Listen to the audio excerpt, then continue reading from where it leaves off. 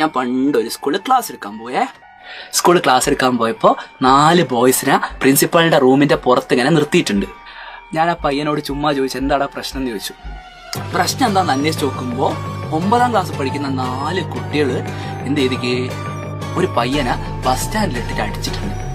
ആ സ്കൂളിന്റെ തൊട്ടടുത്തൊരു ബസ് സ്റ്റാൻഡുണ്ട്. ആ ബസ് സ്റ്റാൻഡിലിട്ടിട്ട് വേറൊരു പയ്യനെ തല്ലി. അപ്പൊ ഞാൻ ചോദിച്ചു എന്തിനാണ് നിങ്ങൾ തല്ലിയേ? അന്നേരം ഞാൻ പറയാ സാറല്ലേ ലൈവ് പറഞ്ഞ് ലഹരി മാഫിയനെ ഒറ്റപ്പെടുത്തണമെന്ന്. മോനെ ഒറ്റയ്ക്ക് കിട്ടിയാൽ ഞാൻ 4 കൊടുത്തെന്ന് പറഞ്ഞു.